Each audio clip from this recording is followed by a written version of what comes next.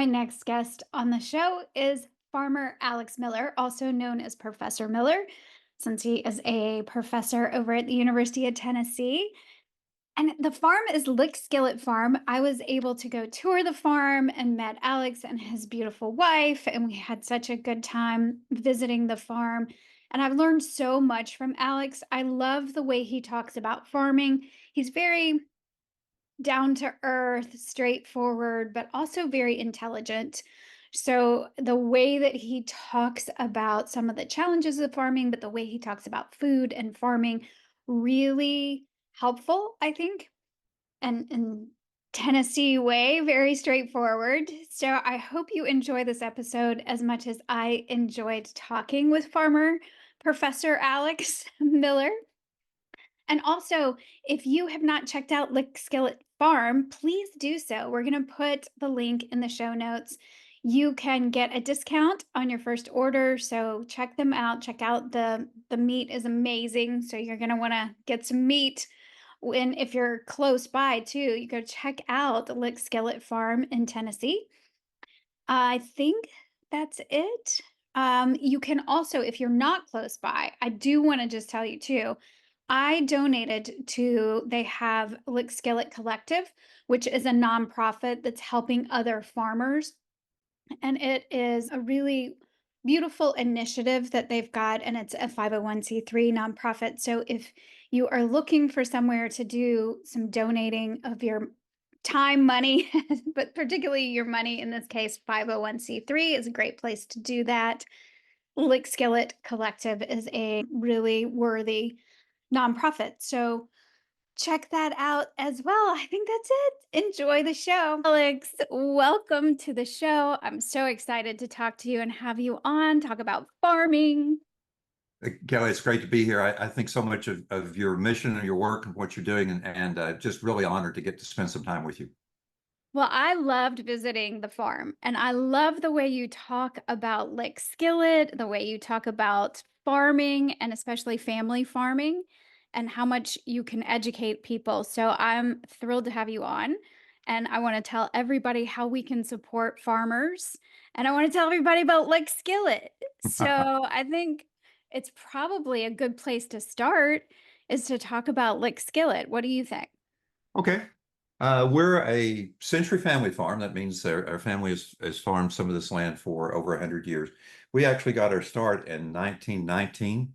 My grandfather was the first in our family to be able to buy some land. We had been tenant farmers and sharecroppers in East Tennessee for several generations before him, but never had enough money to actually buy any land. In 1919, he was able to scrape together enough land, enough money to buy some very poor land. It was a worn out hillside farm, been badly farmed, badly eroded, but it was what he could afford. And the community sort of took pity on him, and the Bakers, a very old, well-established, well-regarded family in our community, Mhm. uh, invited him over to lunch, and Mrs. Baker pulled him aside and said, young man, we're delighted that you bought that farm, but you need to know you can't make a go of it on that farm. It's done wore out, is the way that she put it. Mhm. And she said, you'll starve to death, your kids will go hungry, they'll be licking the skillet. And we became Lick Skillet Farm, and he raised 10 kids on that farm. And that's the nucleus of the farm that we farm today. Today, we farm right at, that was 132 acres in 1919. Today, we farm at about 1,500 acres of owned and leased land. We produce beef, pork, poultry products, and sheep on our farm. And we sell directly to the public. And our niches, we produce the cleanest nutrition that we possibly can in a way that is humane to the animals, good for our people, and good for the environment. Yes, and it's a beautiful farm, and I Thank love you. the name, like Skillet. I love how you got it, and it's not done wore out anymore. It's really No, beautiful yeah. land. Yeah, in fact, a shameless plug here. Yeah. Last year, the state recognized us in their annual Land Stewardship Award. we won the award for the work that we've done in regenerative agriculture over the years, and that was a real honor for us. It took a lot of work to get there, but we're very proud of what we've done. We describe it in these terms. We want to be good ancestors. And by that, we mean we want to leave a farm for our heirs that's better than the one that we inherited. We had great ancestors. We want to be good ancestors. And that requires, yeah, we don't have land that's done wore out anymore. No, So we spend a anymore. lot of work trying to improve it. Yeah, and, how hard is it to improve the soil? How hard is it to keep the soil good? I don't know how to say that, nutritious. No, I understand the question. But the answer is going to sound funny. Okay, It's hard not to improve the soil. okay. And by that, I mean, you have to actively destruct and interrupt nature. If you'll just step back and let nature do its thing, the land will naturally improve. Improving the land requires two big inputs, Mhm, sunshine and water. mhm. And if you'll just step back and get out of the way of nature, it will capture a lot of sunshine, a lot of water. Now we go beyond that. We're sort of extreme about those two things. We want every sunbeam that hits our place to be productive in producing food, high quality food. We want every drop of water. We're selfish. We don't want any of that water to run on to our neighbors. The farm that we bought in 1919, all the Mhm, good land for it had ended up in the Gulf of Mexico just because of erosion. We don't want that. So we do everything we can to help nature, but nature does the work. We don't spend money on fertilizer. We don't spend money on pesticides, herbicides, fungicides, all those sides. We don't need that. That's mhm. all man's approach to try to outdo nature, and it absolutely destroys the land. If instead you'll just step back and take a minimalist approach, nature will take care of itself just fine. The incredibly fertile lands that were here at one point and Mhm, that are still in places in the Midwest, man didn't work to produce those. mhm. Man's working hard to destroy them in some places, but man didn't produce those, and we won't do it here. We just need to help nature do its thing. Yes, I love that answer. That's why I asked you, because I know how you feel about these things, and I just think the way you explain it makes a lot of sense for people who aren't farmers. We're told a lot of things about food. We're told a lot of things about soil, and I think people are getting curious and people are saying, "Well, I want the healthiest food possible for my family." And we want the animals. Personally, I want animals that are grown, that are pasture raised and are raised well. That's the Mhm. kind of food that I want. So that's what you're doing. Yeah, I think anyone who's mindful Mhm. about what they're eating in terms of the impact it has on them and their health. I know so many of your listeners would be in that category, but also mindful about what agriculture is doing to Mhm. the animals, to the workforce, to the environment. Those are the big three for us. Mhm. Um, eh, we're, I'll be completely transparent with you. We have a history of doing industrial farming, industrial ag on our farm. And we looked at it and said, when we turned 100, we actually took a hard look at ourselves and said, you know, what we're doing doesn't make any sense. It's not sustainable. We were a poster child of a lot of practices that today we eschew and say, no, we don't want anything to do with that. So we've really done a big turnaround. But if you care about yourself, animals, people, land, then you need to be very careful and in avoiding industrial produced artificial foods. Right. Yeah. Nonsense. Yeah, I appreciate that kind of transparency and that kind of honesty of because you know a lot about family farms. So let's talk about family farms and how hard Okay. that is. Family farms they are really important to us. They're They are. important to us because being part of a family farm has meant so much to our family. And we Mhm. want that opportunity to exist for other families. Yes. But family farms, small farms in general, Mhm. and those family farms tend to be small farms. Um, they're under tremendous pressure. So during the first one, we went back and looked it up. During the first 100 years of this farm's existence, from 1919 to 2019, Tennessee, which is where we're located in eastern Tennessee, Tennessee lost farms at the rate of one every 4 hours for 100 years. That's just an amazing thing to think about, that a family farm would disappear every 4 hours for 100 years. Wow. Today, that rate has slowed down. It's slowed down to about one farm being lost every 6 hours. And would have to slow down because we're running out of farms. There are just the land that we farm today, the 1,500 acres or so that we farm today, at one time probably supported somewhere between 15 and 20 families. Mhm. Uh, Today, our goal is that it might support somewhere between 6 and 8, maybe 10, even if we're lucky. Mhm. We might be able to get that many families to make a living on the farm. But that's a tremendous effort to do that. The natural way of farmland across much of the country, certainly in Tennessee, is to disappear, is to be sold for non-farm purchases, residential sprawl, yeah, industrial sprawl, commercial sprawl, you name it. Everybody wants land, and most people can't afford to pay more than farmers can. So the land is just slowly but surely disappearing. How are we fixing this? What's the answer? Okay, so there are a couple of things that it boils down to in the end to economics, Yeah. but there are a couple of things that need to be addressed in economics. Um, the first is we have to reject the model that says agriculture is just like any other industry producing a commodity. There's just not enough money to be made in producing commodities to survive. Okay. The markets, I'm talking business here for you, Yeah. with you for the markets are so efficient. There's that competition just drives out any profit. It's especially true in the businesses that we're in because down at the end of the supply chains that we're part of, you have huge corporations.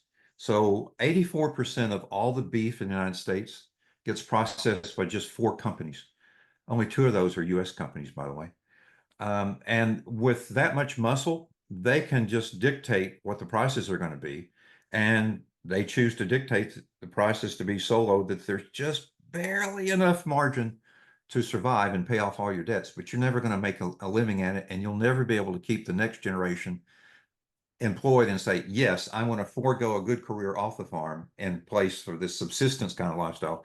They can get on the farm. So the first thing you have to do is walk away from the industrial model. It just doesn't work economically.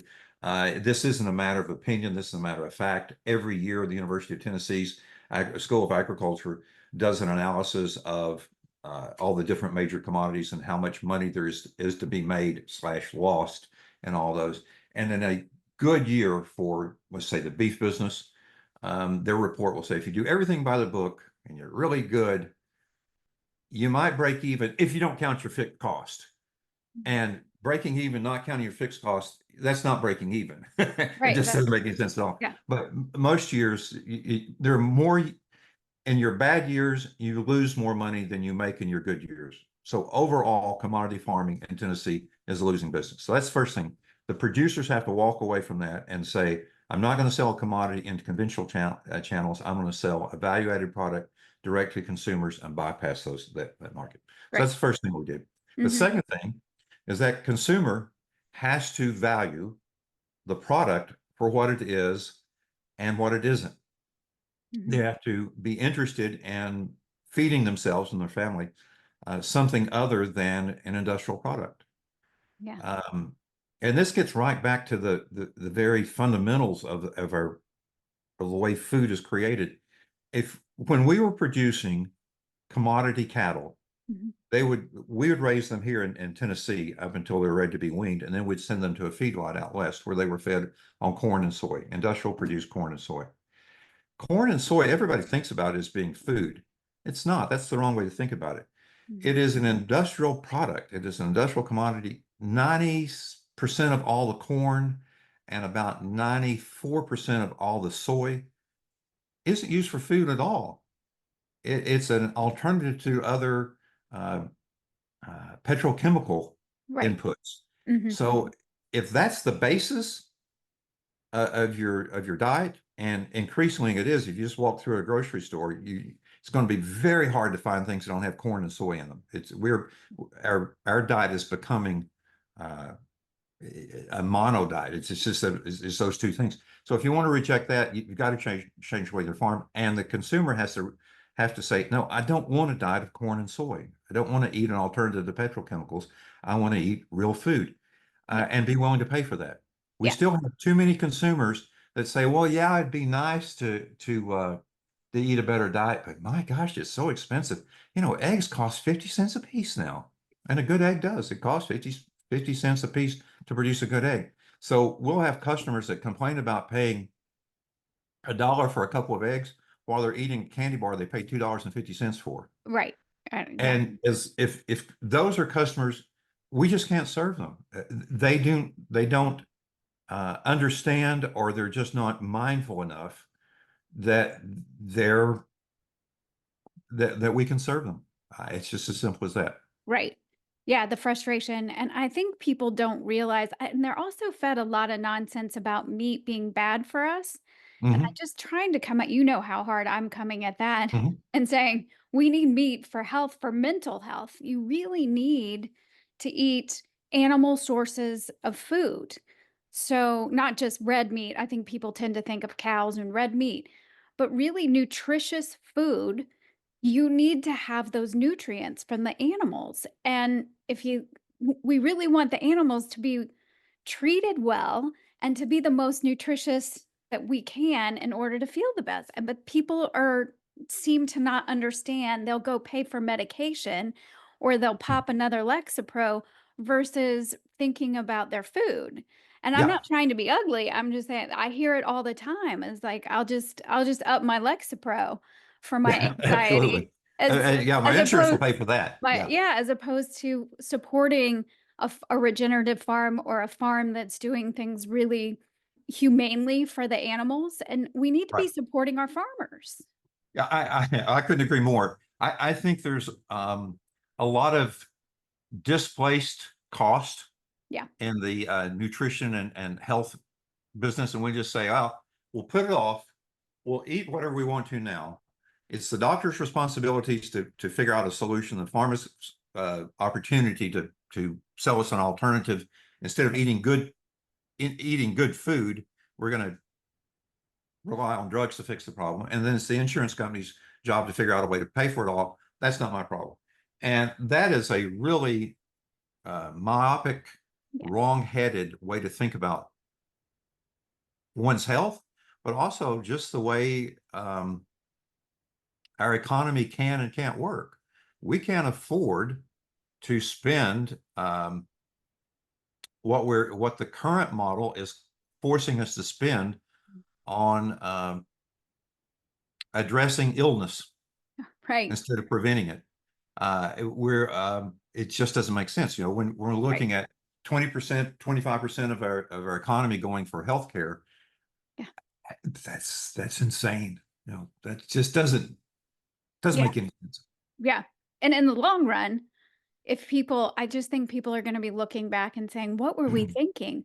And people were eating manufactured nonsense, which, I have to just say is so you're you're not going to feel good in your mitochondria on a cellular level. Your body's going, "What is this?" It doesn't know what to do. It doesn't know what season it's in because we're all eating not all of us, some of us are eating real food, but because people are used to eating manufactured nonsense and Yeah, calling it food. yeah. Yeah. Well, I keep going back to this idea that most of that manufactured nonsense is manufactured from corn or soy, Yep. instead of using that corn or soy as for other petrochemical solutions.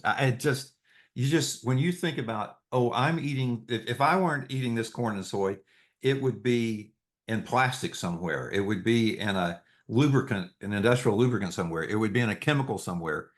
But instead, I'm I'm eating it. eating it. That makes no sense. If you really think about it, yeah, and just how bad that is for us. Right. So, yeah, I mean, I think you and I are on the same page. I'm The hoping other that thing that people need to be aware of, and where I'm sure most of your listeners will be, so maybe I'm preaching to the choir here, but that's all the right. way that corn and soy is produced, Yeah.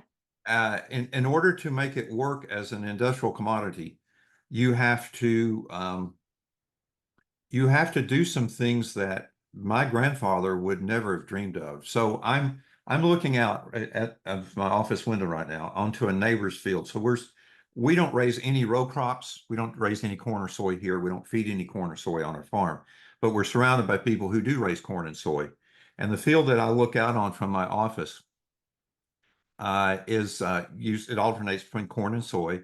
In a typical year, it will be treated with synthetic fertilizer, Hmm. herbicides, pesticides, fungicides. Even when the crop is mature enough that can no longer drive through it, they will still fly over it with drones, continuing to treat it right up to the time of harvest. That's fine if all you're going to do is turn it into a petrochemical that you burn in your car. Right. But when you put it in your gut and you burn it for your body, that doesn't sound smart to me. Right. And I think if people could just see the way that corn and soy, that nonsense food as you talk about, is being produced, they would just be aghast that holy cow, you mean and people eat this stuff? And the Right. answer, that's exactly what they eat. They would be appalled, and I think it would be a big wake-up call. Plus, I've seen you can just see the difference in your farm and other farming practices that don't rely on nature, that are using all the chemicals. You can see the difference. Yeah, one example, and I don't remember if this was happening when you were there or not, but here's just for your listeners to sort of get a mental picture. Yeah. So when we were part of the industrial agriculture, we would treat every one of our animals with any vaccine, any pesticide, uh, any antibiotic that the big pharma thought was a good idea. We were a poster child for those folks. So one of the things we did was pink eye is a Yep. infectious disease that spread through flies. So we would treat all of our animals with all of our animals walked around with pesticides in their ears Hmm. as ear tags that were meant to kill the flies. And then when they lost their efficacy, we would go out and spray the cattle.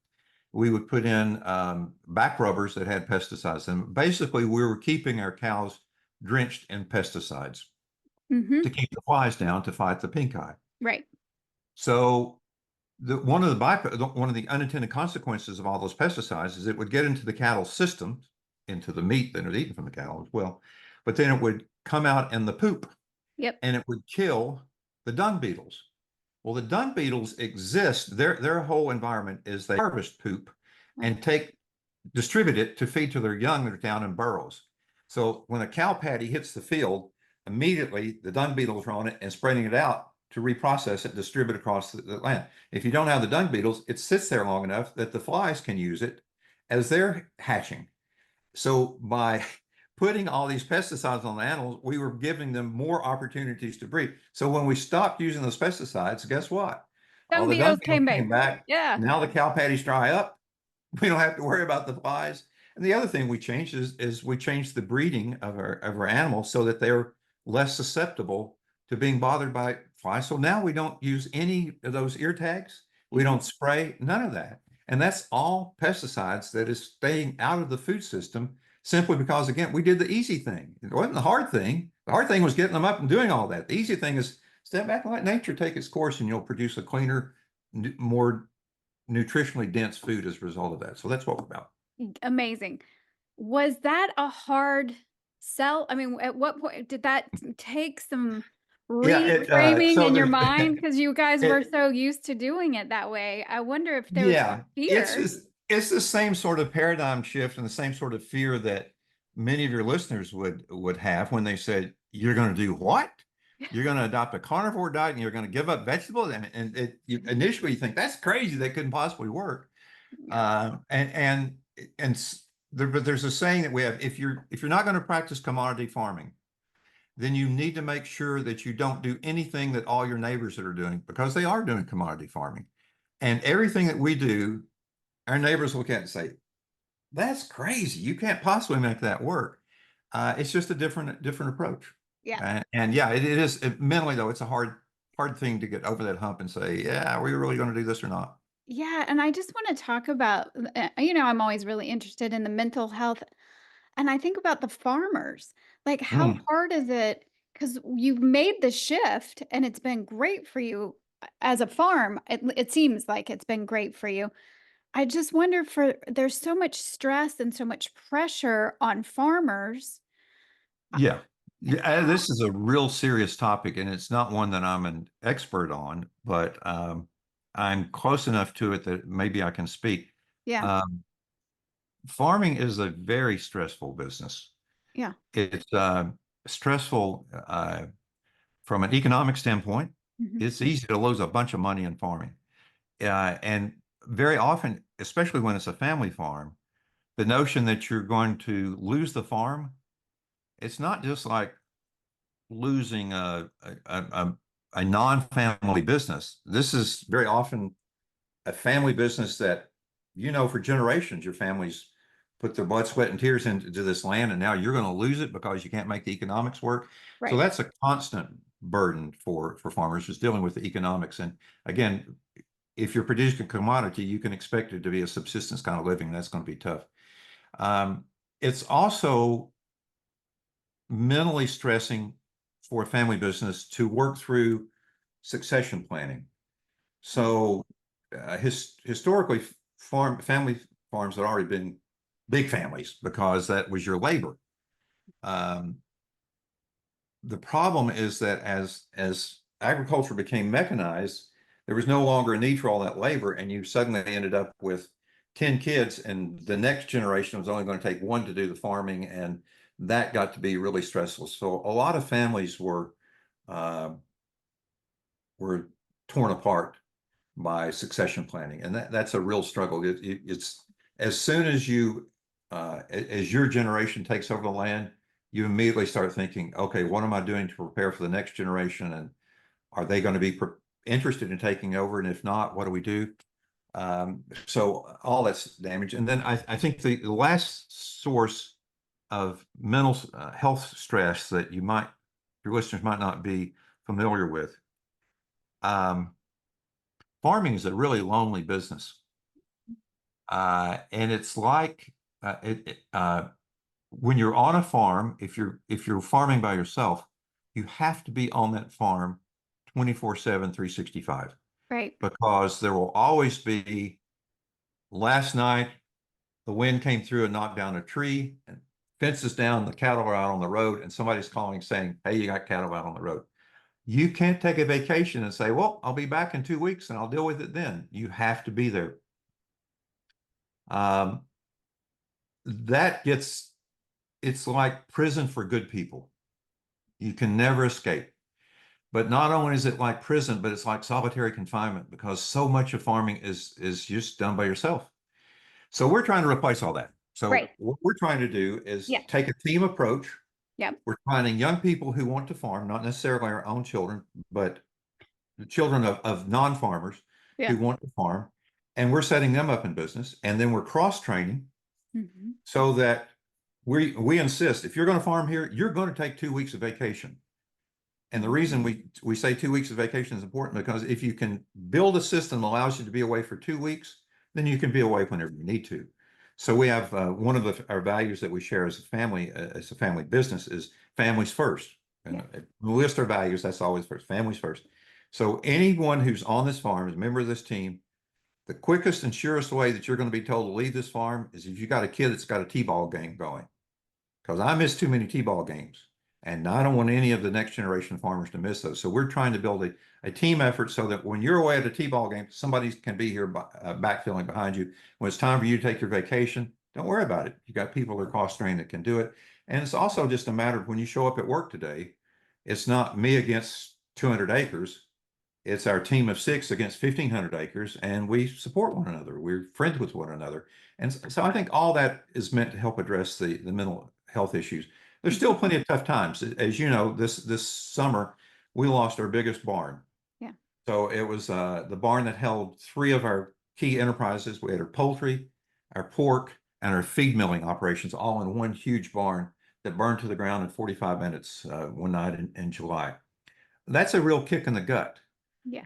And I can only imagine what it would have been like if I'd been here alone. But because we've got a team of six at at 4:30 in the morning, we were all out standing there talking about, so what are we going to do now? And what's going to happen tomorrow? And we've got animals over here that need to be in the shelter. Tomorrow the sun's going to be out. It's going to be hot.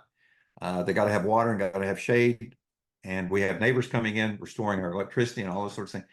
And we didn't have to do it alone. And that makes a world of difference. It That really does. would I can imagine. That does make and I love the way that you're doing that and you're educating other farmers. Are other Yeah. farmers interested? Are Yeah. they paying attention? Yeah. So Yeah. we don't do any of the internships on our farm that others do. Yeah. We do partnerships instead. So every one of our businesses, we have the farm. Yes. The farm comprises multiple enterprises. Yeah. So beef, pork, lamb, what did I leave out? Poultry. Then we also have a marketing enterprise. We're now just setting up a dog food enterprise. Each of those has its own farmer that that operates that as part of the team. So and almost all of those folks, I can only think of, well, the guy who's doing our marketing of all things, his background was in farming. He grew up on a farm. Mhm. All the others, none of them grew up on a farm. Mm. So we have to teach them, this is the way you take care of, we have a chef, we have someone retired from the Marine Corps, we have someone who's a landscape contractor, we have someone who's a banker. I don't know anything about it. So we're teaching them farming, Mhm. but we do it through partnerships, not through internships. We want to invest in someone who's going to be here for a long time rather than training someone who's going to go Elsewhere. out of state, work somewhere else. We're just selfish that way. But there are plenty of great farms that offer internships. Beyond the internships thing, though, we offer lots of educational programs. So Yeah. we'll have folks like Meek Stock come on the program that you on the farm. That's the program you participate in. But we regularly have training and educational programs on any number of subjects, and we think that's another way that we can contribute to Mhm. saving more farms and improving farms. For sure. And tell everybody about the nonprofit that people Okay, can so also donate, right? Because you have a yeah, but they can affiliated with the farm. So the for-profit part of the farm is called Skillet Farm. yep. The nonprofit is called Skillet Collective, Yep. and it supports a broad range of missions. It supports family farms. It supports better meat. Mhm. It supports better farming. And through that effort, we're trying to build a network of suppliers for our pet food business. We're trying to help other farms survive by Yeah. saying, look, you don't your cull animals that are not choice for human food. Let's process those and be able to pay you a good price for those to produce a really high-end dog food product. And Mhm. so the nonprofit is helping coordinate the creation of that network, and and that's where we do most of our educational work. We've also done some research grants. So one of our values is we research and teach. So we do citizen science here. We get funding for research projects from USDA on sustainable agriculture research and education. So right now we're wrapping up a project on silvopasture. How do you plant trees in forest? And it's important that we have more trees, more shade for a variety of reasons. But it's expensive to do that. So we had a grant to study how we could do it more cost effectively. Those are the kinds of ways that we're trying to teach other people to farm rather than just a big internship program. Perfect. I love it. And people but I was trying to get meat from Skillet and it says you're not delivering to my area yet. Uh, I'm like, come in the on. past, we haven't. Right now, we're delivering to about 85% of the US. That just went live Okay. this past summer. So yeah, hopefully that's not the issue that used to be. And here's the logic for that. When we started, Yeah. we said we want to be green, we want to Yep. be sustainable, be good ancestors. And that means that we're only going to serve the local community. That was in 2015. Since then, we've had a big development in our supply chains in the United States that some people might not be aware of. We now have 4 different supply chain networks. And if you think about it, there's probably going to be a delivery truck running down your street most days of the week. Yeah. So what occurred to us is that, well, if people want healthy, nutritionally dense, clean meat, rather than having everybody come to us, or rather than just have us go to the 36 zip codes that surround us, why don't we take advantage of the fact that, hey, there's already a truck going by their house and just ship. So you can think about it. One way to get your food is that every family goes to the grocery store at least once a week. Mhm. The other way to get your food is that everybody orders and it all gets delivered in one truck, making a route around the community. If we can move in that direction, and we are moving in that direction, that will actually be a greener, more sustainable way of doing it. And so we made the decision a year or so ago that we wanted to start delivering nationwide. Mhm. And now we're just about there. We're about 85% of the nation covered right now. Right, which I'm really excited for everybody to be able to get the meat, but it is much better. I think I like to support local farms and Mhm. go to our farmers market if I'm and I do eat some produce. I know some, some of our friends are all carnivores don't eat, but I do eat some local produce. And so I like to support local farmers for that, but I want the Yep. best meat that I can get. So, Right. I understand that. But and we're all in favor of supporting your local farms. I'll give yeah. your audience two tips. One, if you're searching for a local farm, Yeah. almost every state in the nation now, if you contact their Department of Agriculture, Mhm. they will have a website that help you identify local sources of food. It will identify farms that you can go directly to the farm and buy from the farm. It will identify farmers markets that you can go to for your produce and that sort of thing. And it's never been easier to find a local farm that you can support than it is today. It's just go online and do it. But But if you do that, just because it's a local farm doesn't mean that it's good. that's right. So there's some questions that we recommend everybody ask. Our questions deal with questions to people that are producing your meat. Mhm. We have 8 questions that we recommend that you ask. Okay. And if you'd like, I can send you that and you can put it in the comments, but I can also tell you quickly what they are. Sure. 4 of them or 5 of them deal with the quality of the meat, and 3 of them deal with the impact of the farm on animals, people, and the environment.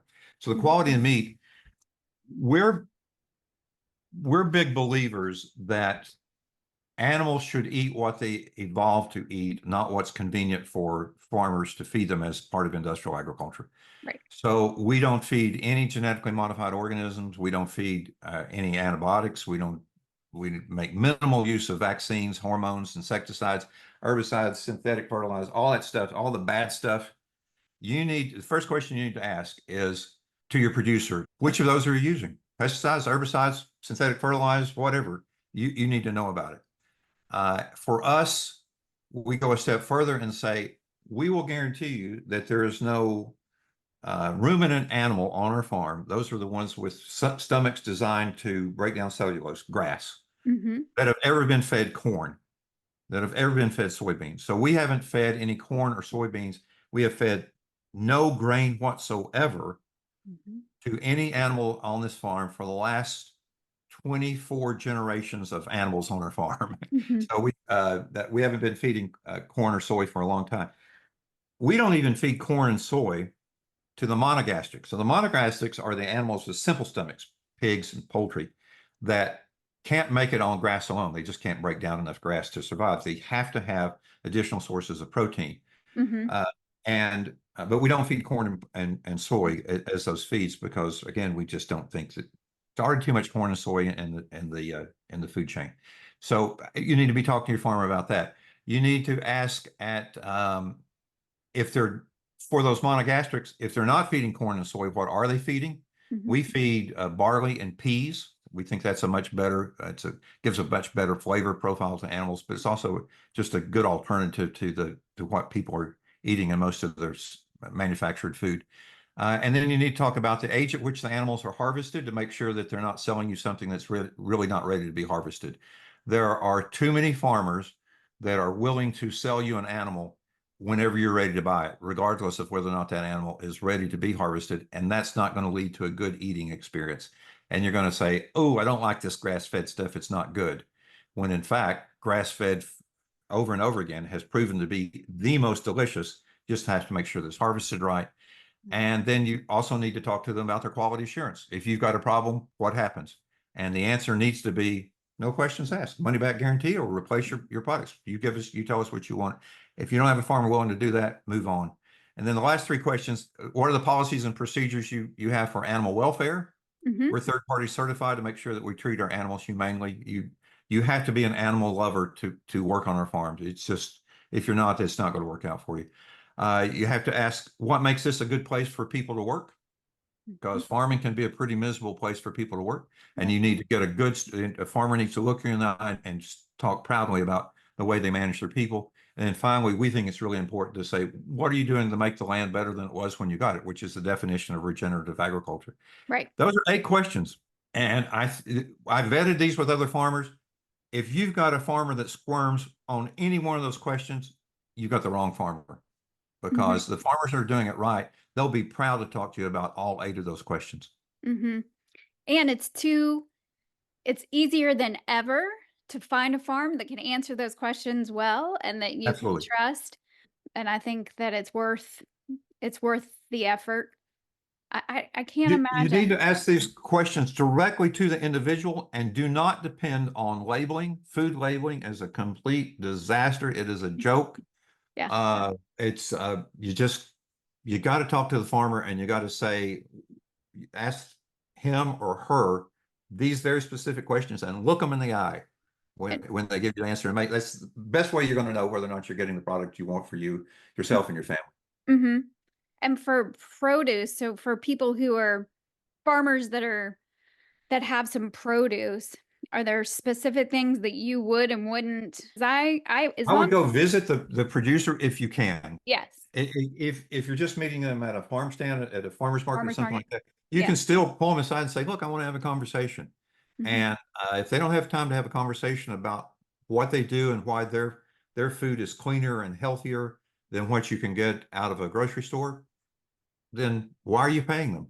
Right. Why are you going to pay the premium that you have to pay for those superior products if they're not willing to explain how it is that they are in fact superior products? Okay. Because I also thought, I mean, I've just heard from farmers that sometimes it's hard for them to pay for organic label or whatever the Yeah, nonsense. we so again, I anything that requires labeling, I don't have any stock in it. So Yeah. we made a decision. When we decided we were going to do things differently, we looked into organic, and looked at what it would take to be certified organic. Yeah. And I just have a fundamental disagreement with some of the practices that are required. Organic doesn't mean that it's chemical free. It just means that it's approved chemicals. And some of the things that goes on in the name of organics, just give you one small example. Yeah. If we haven't, actually, I'm going to give you 2 examples. One is an animal welfare example. Uh-huh. If you have an animal that gets an infection in their eyes called pink eye, Yep. the treatment under organic, some of them are pretty gruesome. One of the treatments is splash salt water in the eye of the animal. I don't know about you, but I don't like having salt water splashed in my eyes, especially when it's infected. So there are better ways of treating that. What we do, if we, on the rare occasion that we had pink eye, I think we had one case in the last couple of years. Mm. What we do is we give that animal an antibiotic, and then we mark them so they can't go into our food chain. They're going to go into commodity food chain, because they're going to end up in a feedlot. If you end up in a feedlot, the animal's going to be given antibiotics. Every single bite of every food they take is always going to have antibiotics in it. So what difference does it make? So that we wouldn't go organic if they said no, you don't have Right. those options. It's other thing we wouldn't do is when we were looking at organic, we had a bunch of pressure treated posts that were left on one of the farms that we bought. With the farm that went bankrupt, we bought it. And we said, well, we want to use those posts we want to repurpose those posts for a fencing. And he said, no, no, no, those aren't organic. I said, well, I realize they're not organic, but they're already here. So better that we use them than Mhm. just throw them away, and said, no, no. And I said, well, then what's your alternative? No, we don't need to cut trees.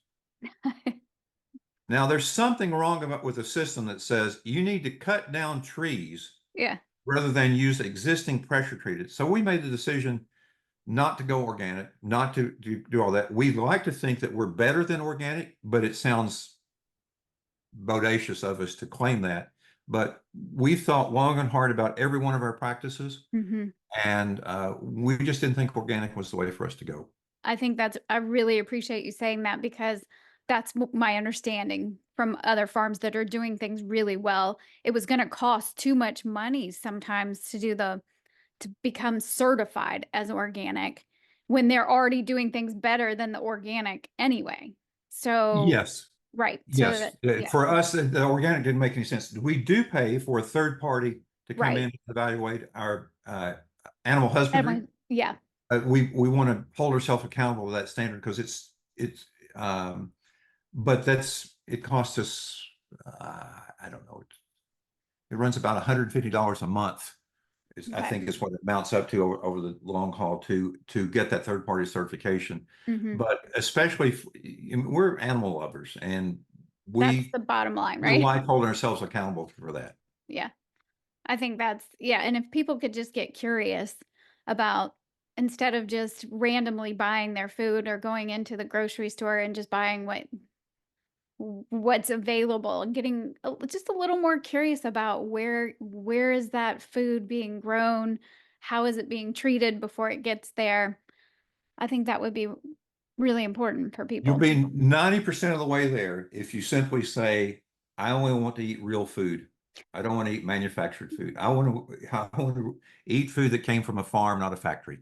If you do Mhm. that, you're a long ways there. And then once you get there, beyond that, you can start doing, well, is it organic or is it Mhm. sustainable? Is it grass fed?